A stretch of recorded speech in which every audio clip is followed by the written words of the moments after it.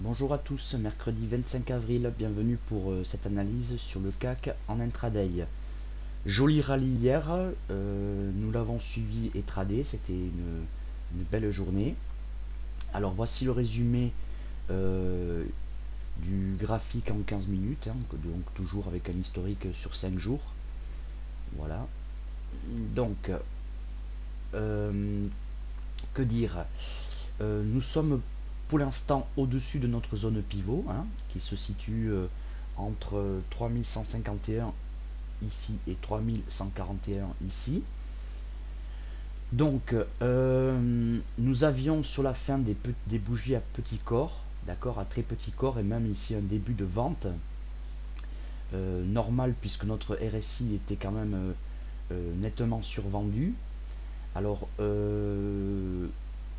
il faudrait éventuellement attendre un pullback sur des prix plus convenables pour jouer la hausse avec comme objectif donc toujours avec une certaine attention nos 3204, hein, je vous rappelle 3204 206 qui sont une zone de résistance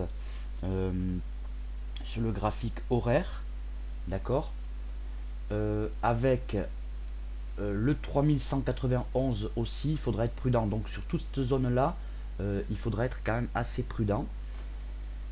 En passage de cette zone-là, eh bien, nous gardons toujours nos 3280 et pourquoi pas les 3300 qui seront donc un seuil psychologique très important. Mais nous n'en sommes pas là. Alors, nous avons ici un croisement de la Tenkan et de la Kinjun qui nous donne donc un signal d'achat. Elles sont bien orientées.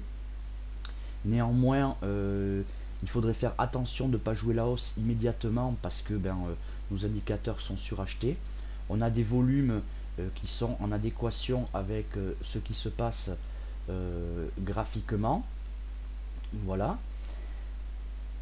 Par contre, en cas d'objectif de baisse, donc en passage franc sous cette zone-là, eh bien, nous avons évidemment ici le bas du nuage à 3108, donc on peut même taper les 3100, d'accord, qui correspondrait ici au gap, d'accord, qui serait pas complètement stupide de prendre comme un niveau de référence, d'ailleurs. Je m'excuse, je ne l'avais pas vu. Voilà.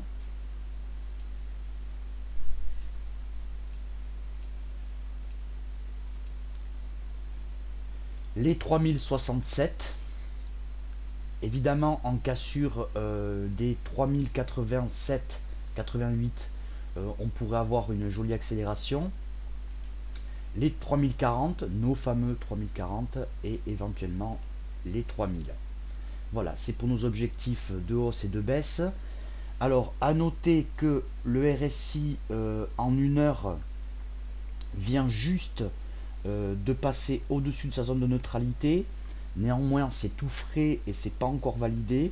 Il n'est pas posé dessus, d'accord. Donc, on ne peut pas exclure d'être sur un point de short ici. Donc, prudence, d'autant que on va aller voir un petit peu le calendrier. La journée est chargée. Discours du président de la BCE à 9 h. PIB annuel de l'Angleterre et PIB trimestriel.